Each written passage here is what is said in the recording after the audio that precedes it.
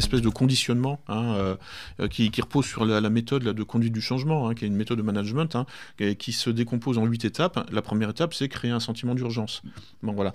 Et en fait, l'urgence n'a pas forcément besoin d'être réelle. Ce qu'il faut, c'est qu'elle existe subjectivement. Si elle existe en fait dans votre esprit, vous allez vous comporter en fonction de cette croyance ou de cette représentation. Et donc, la croyance devient réelle.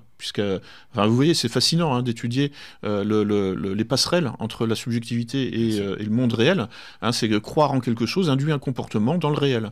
C'est pour ça que Jacques Lacan, qui est un célèbre psychanalyste, disait que le symbolique est réel. Le symbolique, c'est-à-dire la représentation, en fait, induit des comportements et donc et ça modifie le réel. Voilà.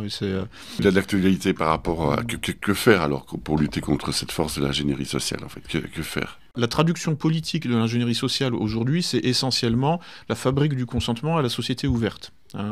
Vous connaissez la fondation de George Soros, Open Society, qu'il a nommé d'ailleurs en hommage à son maître, Karl Popper, donc un des plus grands épistémologues du XXe siècle, qui lui-même donc a écrit un livre sur la société ouverte, intitulé La société ouverte et ses ennemis.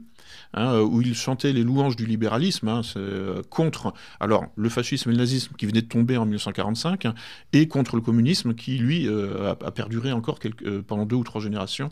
Voilà. Et ça, c'est un ouvrage des années 50. À peu près à la même période, il théorise l'ingénierie sociale. Karl Popper. Donc, il a écrit des textes où il distingue 2 sortes d'ingénierie sociale. Une utopiste, avec des grands projets justement de table rase, parce que ça c'est vraiment le dénominateur commun de tous les utopistes, c'est la table rase.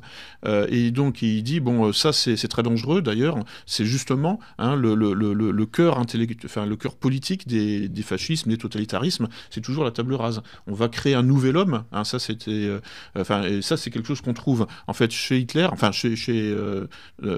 le Troisième Reich, mais aussi chez les soviétiques.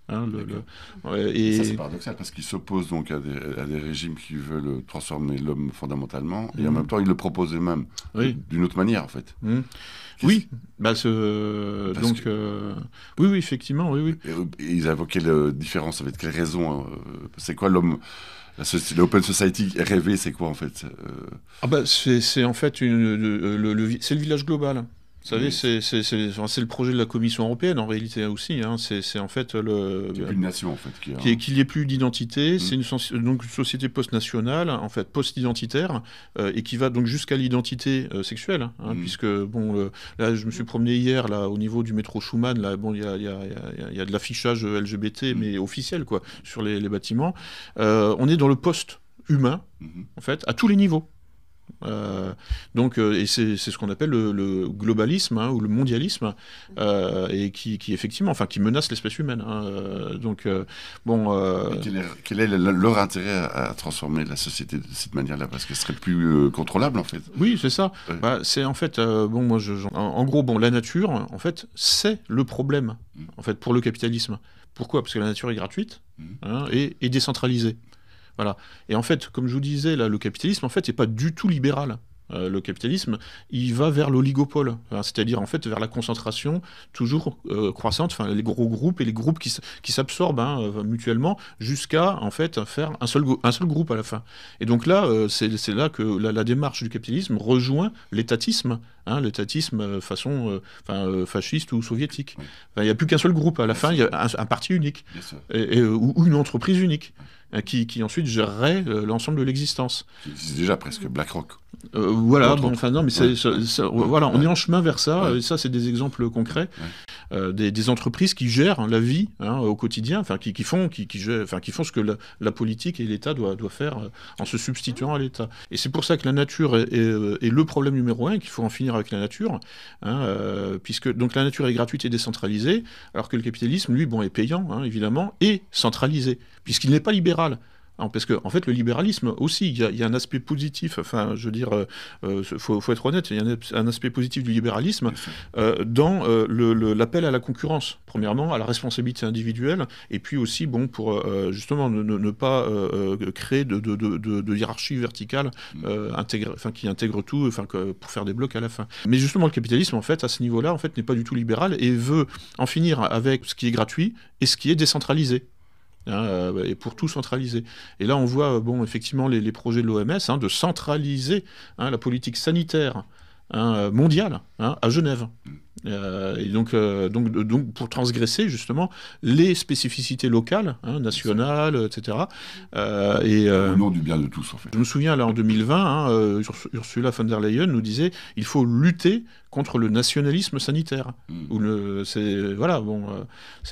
que je veux dire, non mais ça c'est choquant parce que les Chinois, les Thaïlandais, les Français, les Uruguayens sont quand même les mieux placés pour savoir ce qui est bon pour eux. Moi je pars de ce principe-là. C'est que alors que là, depuis Genève, si toute la politique sanitaire mondiale est administrée depuis Genève, ça va être une catastrophe parce que ce sera irréaliste. Bien sûr. Vous voyez, la politique, ça doit être pragmatique, ça doit être adapté aux spécificités locales. Et pour l'instant, il y en a encore. Je veux dire, on n'est pas tous au même endroit, au même moment. Vous voyez, ce fantasme-là, en fait, de fusion, d'homogénéité complète.